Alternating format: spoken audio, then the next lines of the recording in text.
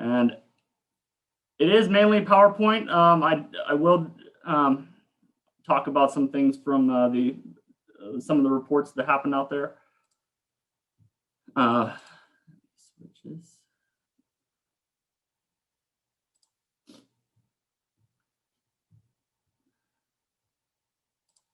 Okay.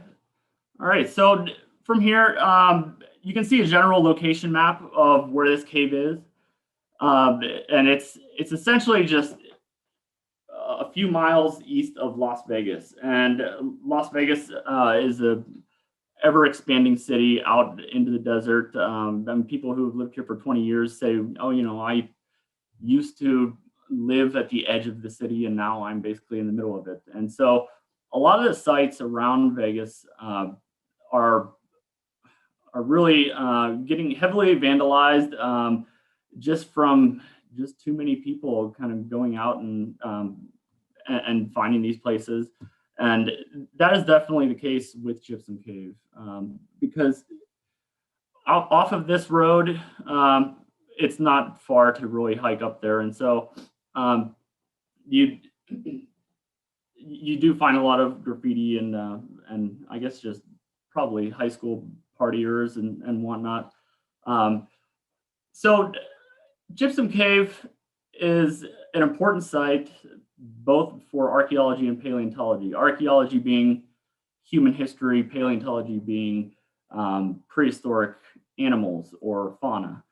And both are found here. And so whenever you hear things like saber-toothed tigers, woolly mammoths, that would be paleontology. And then the ancient Native Americans that lived in the desert here, that would be the archaeological components. And whenever these things are found together, it really excites people like me, like archaeologists and paleontologists, because of just the interaction and just, I guess, that romantic idea of just people hunting woolly mammoths with spears and going and attacking them, and how long ago that was.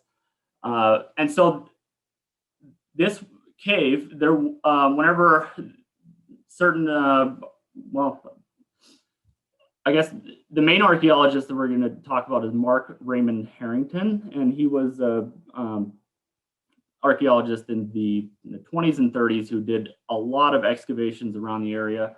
And he was digging, I don't know if you've heard of the Lost City site up near Overton. They have their own museum, and many others all across the Southwest, really. And so he heard of this cave where some things were found, some artifacts, you know, old projectile points or arrowheads and arrow shafts and pottery and all those kinds of artifacts. And so he went to investigate, and that was really the first scientific inquiry of the cave. And what he found was, whenever you go out there, you see this big, large mouth of the cave right here, but it kind of drops off steeply into a bunch of different chambers. And it's hard to take pictures of, you know, a dark cave. So really, we just have, this is from Harrington's report. You would have come in right here where it says drip line and entered into this two-room chamber, and then down into other rooms. And so as he started to excavate and try and study what was here, things started kind of popping up, both with large animal bones and dung, essentially. And so he knew that there was old prehistoric animals that lived in there, and also the artifacts that he had gotten wind of before. I guess I'll take a step back here and give an overview of just caves and Southern Nevada and just Nevada in general, and why caves are so important in archaeology. It's one of the best things about caves is their preservation. And so whenever you're talking about things that deteriorate over time, these would be any kind of organic things like you can see here, like baskets or biological remains, or any kind of, say, skin like leather or hide. A lot of that stuff just left out in the open would just totally deteriorate. So archaeologists are just left with things that don't, with like stone and pottery and sometimes bone, but bone's kind of can be either one. But in caves, because of the dryness and the lack of sunlight, things preserve really well. And it also is kind of protected from a lot of the weather. And so what you can get is, over time, a lot of these things create really good chronological control, meaning older things are at the bottom and newer things get piled up on top. And so just caves in general have lent a lot of insight into prehistory in Nevada, because they're pretty common in a lot of the areas of the state. But then whenever you find a cave that was occupied, they you get a much greater archaeological assemblage. It's also it has a spiritual connection for a lot of the tribal groups in the area. And these groups currently were the Southern Paiute people, including the Las Vegas Paiute, Moapa Paiute, and the Chemehuevi, just to name a few. And we'll kind of get into a little bit of that later on. And so these caves that are listed here are all ones that are very close to Las Vegas. And they have all lent a lot of research for the archaeology of the area.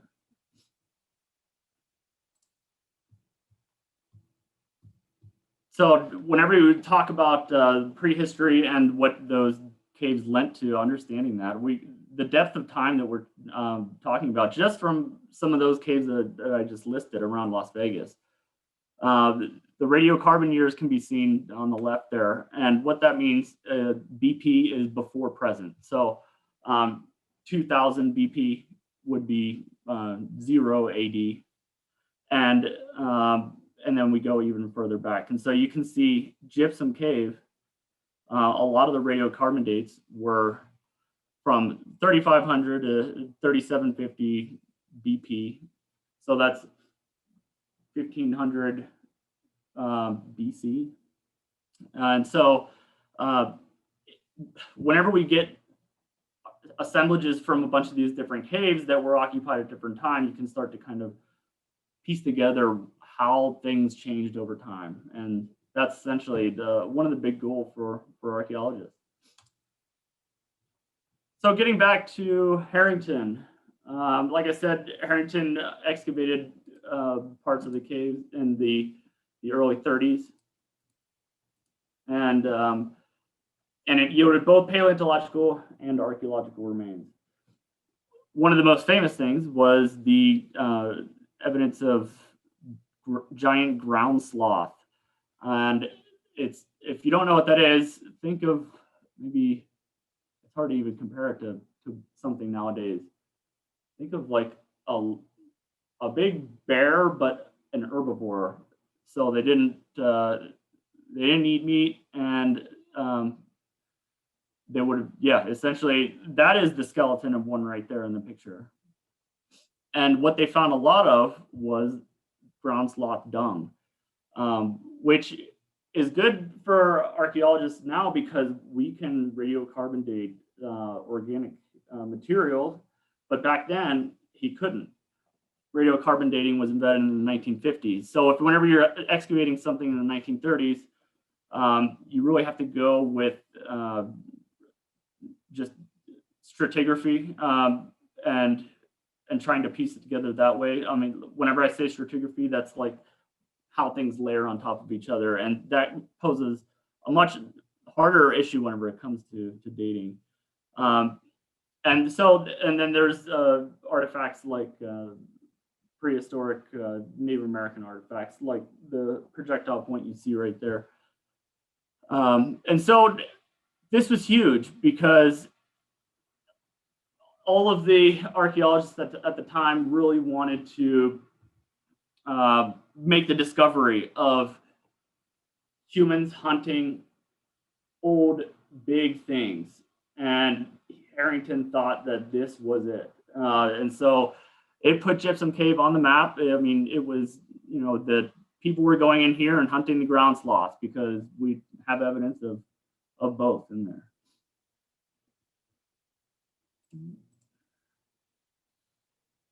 And so whenever I said put it on the map, this is one of the articles from 1931 that talks about exactly that.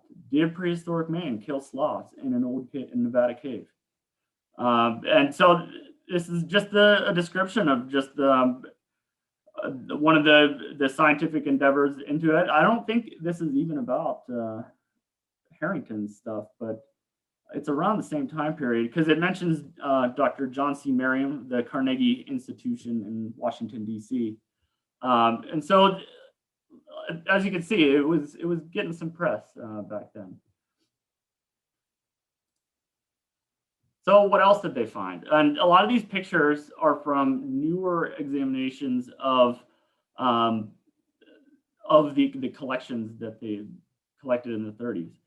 And so that's how we can get a lot of these more high quality images that I'm going to show you here. As you can see that this is extremely rare. Actually, a lot of this stuff, just keep in mind that it's rare because of what I was saying before. What the preservation environment in the cave allows this to happen. A lot of this organic material, that the stick and the sinew that attaches the stone point to the rod would all be gone if it were outside of a cave, and you would just have the stone point left over. So that, I mean, this is really incredible. You can see that the knife is still hafted to the shaft right there. Another cool thing, I mean, the reason that it gets its name, Gypsum Cave, is because the cave, there's gypsum all inside of it. I don't want to say the whole thing's made of gypsum, but it's amazing that if you look up and shine a light on it, it's just a bunch of crystal. And you kind of have to look close to realize that because it's also covered in dirt and cave dust. But whenever you start to really look, it's almost like a crystalline roof to the cave. And so these items are ornamental items that were found, and there's still cordage going through that.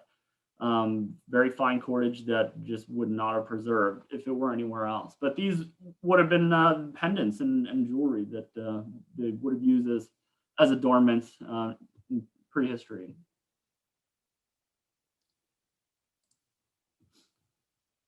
Atlatl dart shafts. I love these. To explain what an atlatl is, it's essentially a spear thrower. And so this technology predated the bow and arrow, and it's how they would have hunted with projectiles before the bow and arrow. And now they've kind of converted that technology into dog toys. And so they sell these things now that you can put a tennis ball in the very end of them, and then you can kind of launch it. And it's the same idea as an atlatl. And so these dart shafts were, I mean, look at the painting on some of them. Justin, somebody Yes. had a question. What is the point, or what type of point is the large one? I think it was your previous. No? Yeah. The large one, that would not be a typed point. So it just says hafted knife, and I think they categorize it as a knife and not a point, because archaeologists really make that distinction whenever there's some kind of diagnostic notching into it. And so this, without that, I mean, you could still call it a point, but whenever we talk about archaeologists and their how they type the points, it would require just a little bit more definition on that one to throw it into a category. Now this one up here, I wish I could zoom in. I can't really, but this says desert side notched arrow on it, and so they can put it into that category because of the characteristics of the actual point.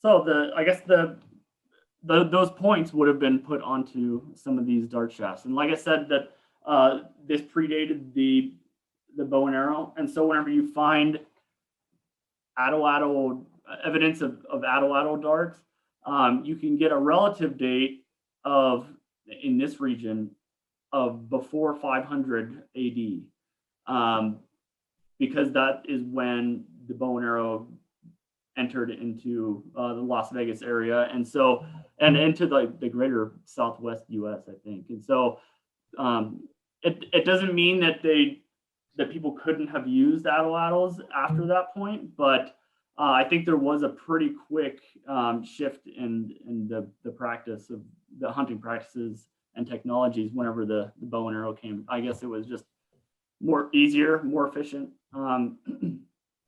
And so to find these kinds of patent shafts is really something special there. The unique items, this blew me away whenever I was kind of looking at this in the report.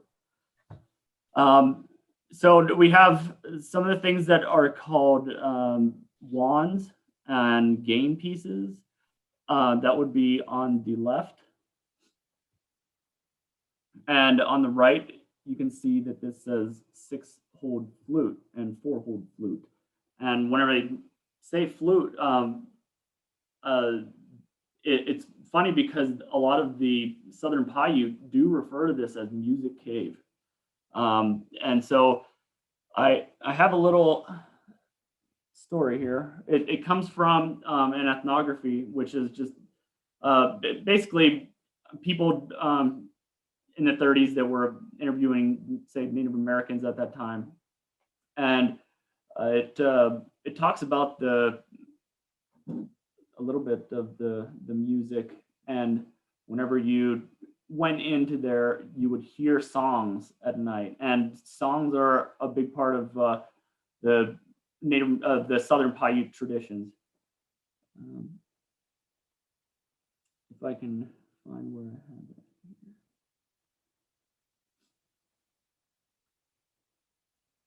Big and black inside, where the one to receive information must go alone, seeing nothing, no light of any kind to guide him. He must find his way in the dark and make his bed and sleep. As he slept, Shinwa Av would visit him and tell the things he wanted his people to know, what medicine to make to cure different ailments, and where to find the herbs to make the medicine. Shinwa Av would tell him all about the tribal stories and beliefs. As he slept, he would hear music and the tunes and songs of the Paiute tribe, which he must carry back to his people. So it's cool that we have that from the knowledge that we've recorded from the actual tribe, and then you go in and you find evidence of that kind of musical instruments. So Harrington's conclusions of all this were that these were contemporaneous occupations of humans and Pleistocene megafauna. So humans and prehistoric megafauna living together in the same spot, meaning they dated to the same time. And so this would have pushed the ideas of human history in the region way back, because a lot of these animals went extinct around anywhere between 12 to 15,000 years ago, maybe earlier than that. So that means if you find them together, that people were here that long. He also identified the gypsum projectile point type, which is an important, think of it like paleontologists would say index fossil, but it's like a diagnostic artifact point type that really dates to a certain period of time. So whenever you find that on another site, you can say, oh, okay, this is the same kind of point. We know that these people were using these sites at the same time.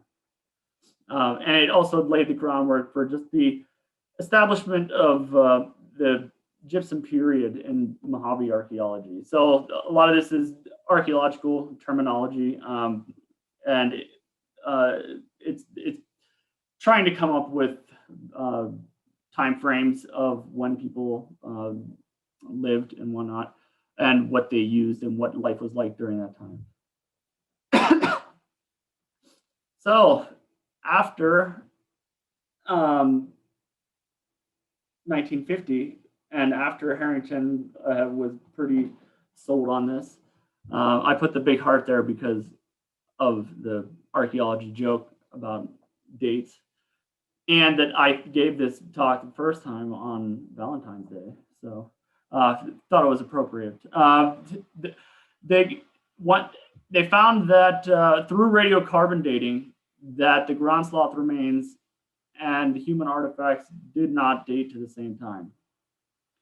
So it kind of put a nix on all that, and it keeps the paleofauna and the humans separate in the whole chronology of the prehistory of the region.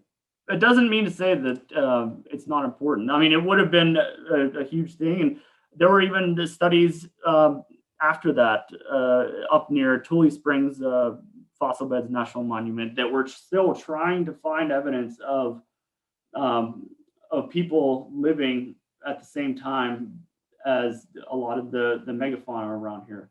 And Las Vegas is great. I don't know the extent of everyone's knowledge about, but of the fossil beds around this area, but we have a whole national monument dedicated to it just north of the city.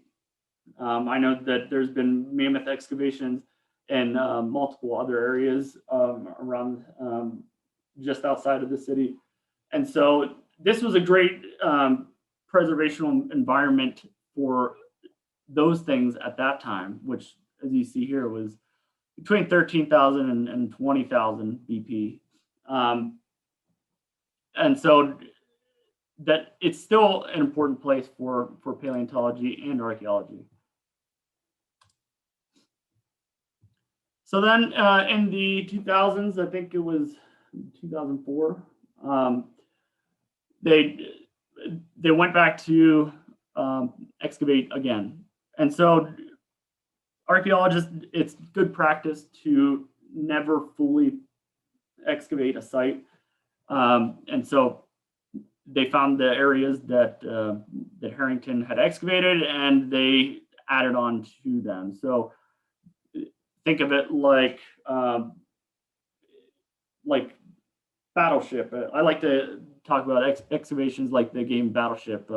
You're plugging away at different points along the way and trying to hit things. And so they would have taken Harrington's information and tried to go around where he had already found things to find new things. This was done by a Far Western Anthropological Group, a contract archaeology firm in the region. And what spurred this work was that there are large transmission lines that were being proposed, being put pretty close to Gypsum Cave, to the point where that was going to be what's called an adverse effect to the site.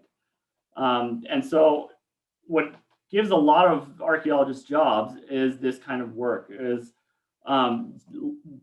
whenever land is being developed and infrastructure projects are being proposed, it goes through almost a team of people. And this is all on federal property. Sometimes it can extend beyond federal property, but all of Las Vegas is surrounded by federal land. So any kind of road or power line or dam or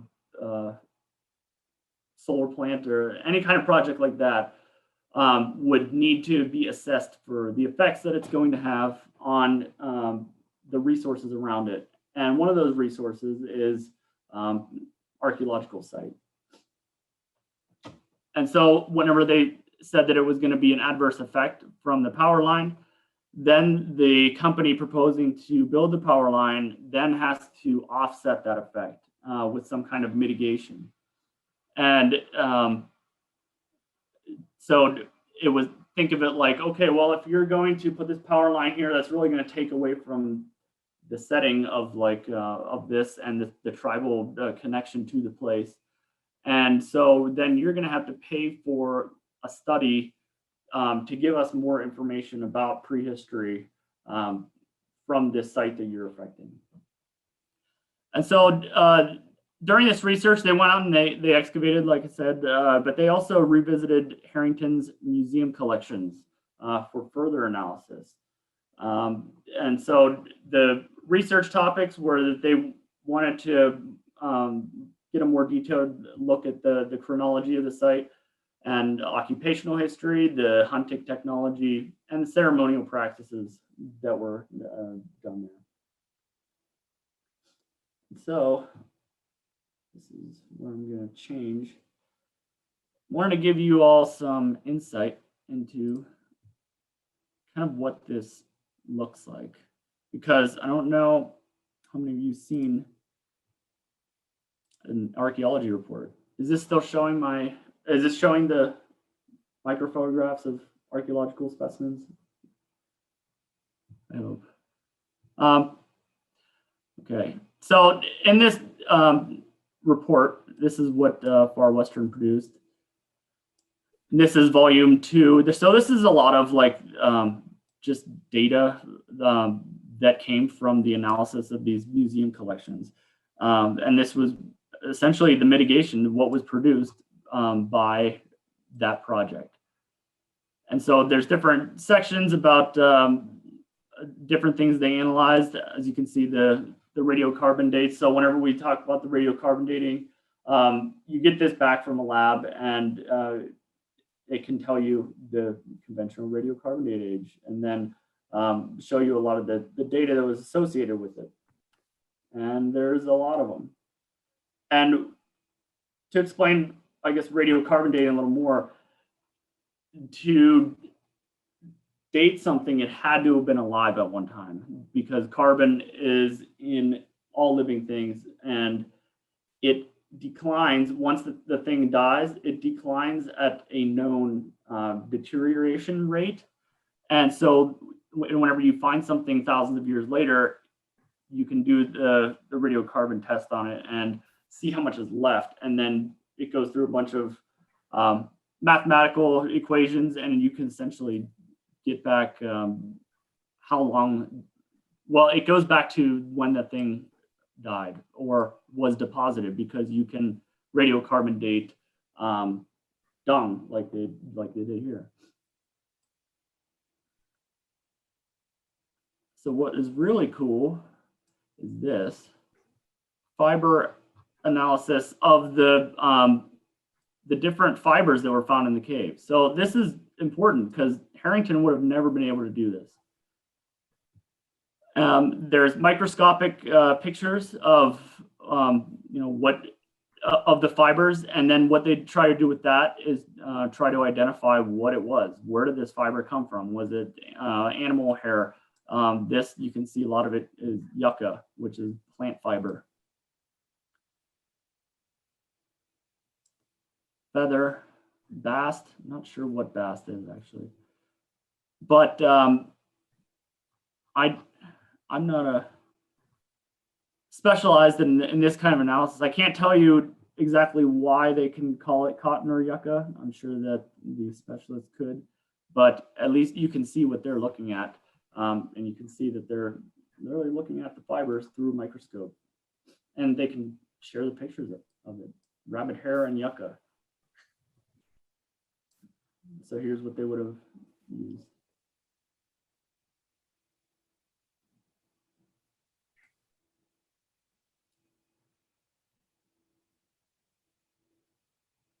So it keeps going on and on and on. And these were all from Harrington's collections. So finally, we can get a good analysis of what kind of fibers were there. And then they go on to the artifact wood. So those atto-atto darts that we were looking at before with the paint, they do a similar kind of analysis with the microscopic photos, and they can actually tell the kind of species that the plant was from looking at segments of those darts. So then, once you know the kind of species it was, they actually provide what those plants look like in their natural setting.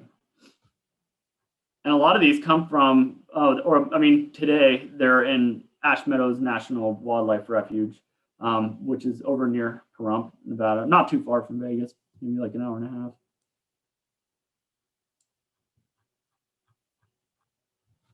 So that's really important and new kind of analysis that comes from looking at old museum collections. And this is all information that Harrington could never get these kind of detailed photos of these artifacts.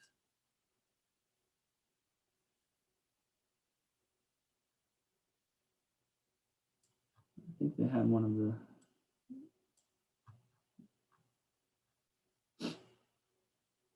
more. I think this is all analysis of the wood artifacts, and there were some really interesting ones. Back to the knife right there.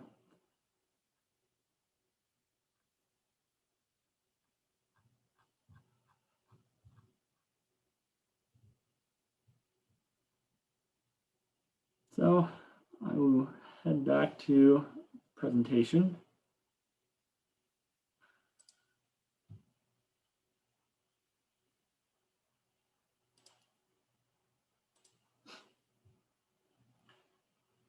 So that was essentially what Far Western had added to the story of Gypsum Cave. Another thing that Far Western kind of talked about was the archaeology of archaeology. Whenever they went back to do their project there, they found evidence of Harrington's excavations from the 30s, which is now considered a historic archaeological site, and is an important part of the overall significance of the place. And so we talk about the prehistoric archaeology, the paleontology, and then the fact that it was excavated by a famous archaeologist and was big news back in the 30s. All of these things are just compound on top of each other of why Gypsum Cave is so special. And you can see some of his beams that are still there. I think that's my leg, actually. Old milk cans. It's funny whenever you can look at the old excavations. A lot of times you'll see like excavation posts that were not removed. But yeah, so it adds to the historic component of it.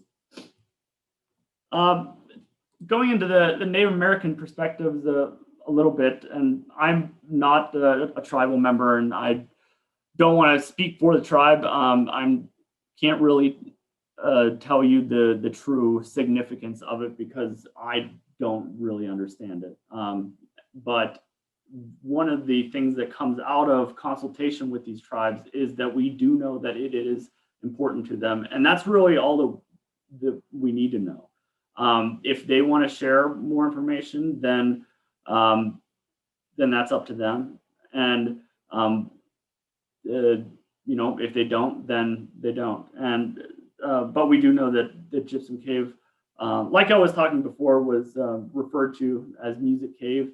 It was a stopping point for the tribe, and like I said before, it's when I say tribe, I'm mainly referring to the Southern Paiute connections, and Southern Paiute are still live in the area today, and still hold spiritual and religious beliefs about this place. I guess I can read you another little excerpt here.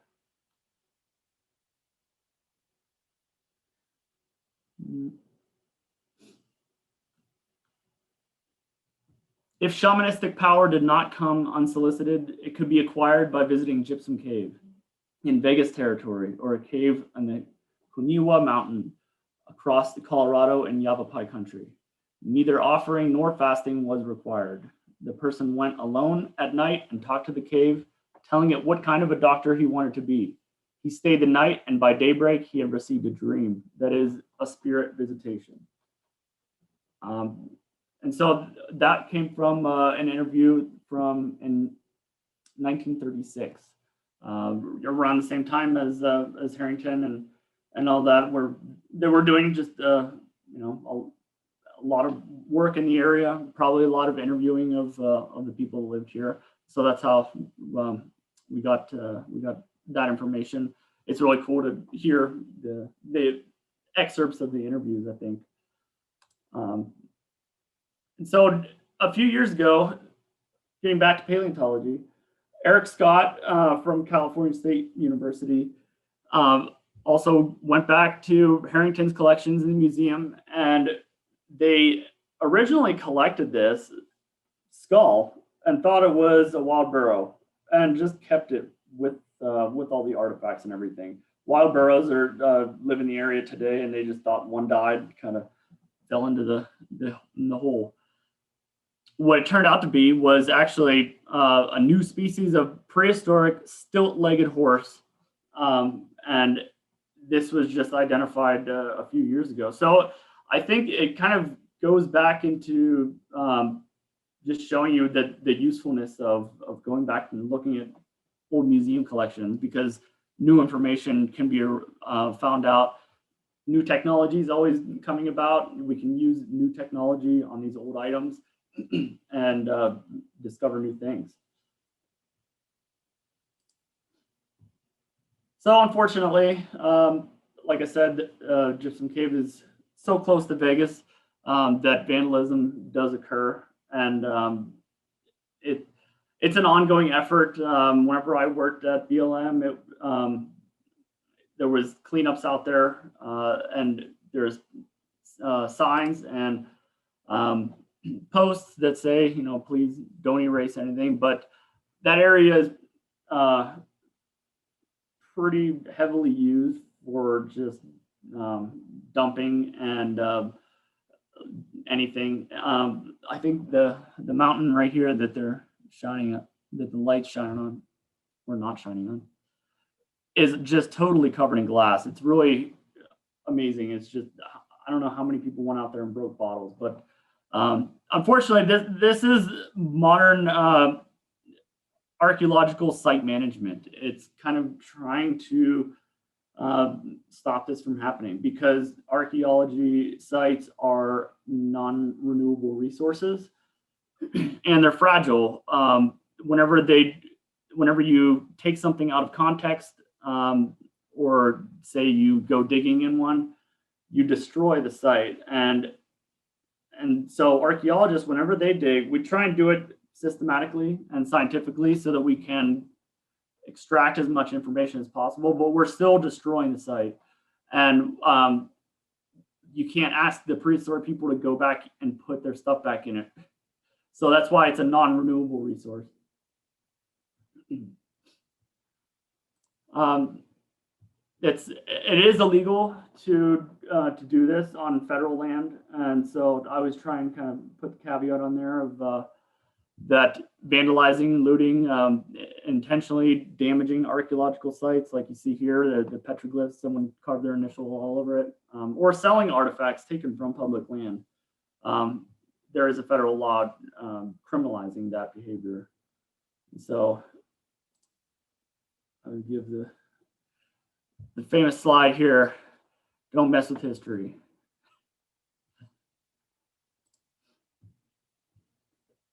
The conclusions, like I said, I guess the overall thing is that this is a very spiritual place for the Southern Paiute people and other tribes in the area. What Far Western wanted to say in their report as a main final exclamation point, I guess, is that the time period that this dates to, we didn't really have a whole lot of information on. And so this is a rare glimpse into the Middle Archaic period, it's called, collections from that time frame that we didn't really have before. And that the paleontological remains are still important for regional faunal and environmental analysis, and that there's still intact deposits out there. So another reason that we should continue to try and protect the cave. So I wanted to say, again, thanks to Nevadans for Cultural Preservation for hosting this event. Thanks to all the site stewards of Gypsum Cave, their consistent monitoring of the vandalism out there. These are volunteers that go out and report to the government of any vandalism that's happened and occurred. And I always want to say thank you to them. So, Justin? Somebody had a question. They wanted to know if any of these findings are in museums. So I would think also, are any of these findings placed in museums where people can see them? Where people can see them? That might be a different question. So yes, they're all in museums. I know that the Autry Museum in LA and Los Angeles has these collections. I don't know what they can see because museums kind of rotate their displays, and things could be on display at certain times or not, and that's really up to the museum. And so I think it's the hope that if the collection is outside of a Las Vegas museum, that it would hopefully be brought back to Las Vegas at some point. But that's it's a complicated process. It takes a long time, and sometimes the museums don't want to give it up. But it's always good for collections to kind of stay where they are, just to have that history in that region. And so you've probably seen at the end of the first Indiana Jones where they're pushing the Ark of the Covenant way to the back. And that's like a lot of museums, I think, unfortunately, which it's good because a lot of this stuff is stored in environments that will preserve them. Curation standards, they have to be set to a certain level to be able to house artifacts, but a lot of times they're just in a box in the back of a warehouse somewhere. Yeah, so it's up in the air whether or not you can see them or not. So our next question, sloths still exist. So I'm guessing that the giant sloth went extinct during one of the periods of the great extinctions. Is that a good guess? Yeah, yep. So I guess to talk a little bit more about the paleofauna, a lot of those kinds of animals, the really large mammals like mammoths and sloths and saber-toothed cats and American lions and short-faced bears, like the list goes on. They aren't around anymore, and they would have went extinct. I think it's more recent history. I mean, whenever you're talking about like, the large time scale of things with dinosaurs and everything, those didn't go extinct all that long ago. I want to say like probably 15,000 years. We'll just throw that date out, which sounds like a long time, but that's why they thought that these things could have existed, because we know that humans did hunt the mammoths, and mammoths went extinct, and so that they were living at the same time. But that that was not in Las Vegas. I don't think there's any evidence for that yet in Las Vegas. So yeah, sloths still exist. It's kind of funny thinking of a sloth that large.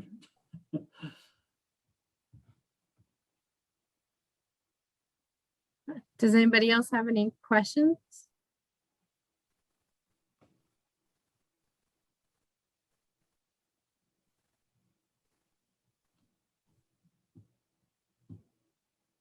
Okay. No? Well, thank you so much for coming and talking, telling us all about Gypsum Cave and your work with it. We really appreciate it. Yeah, it was fun. I'm glad to do it. Thanks for having me, and thanks to everyone who tuned in.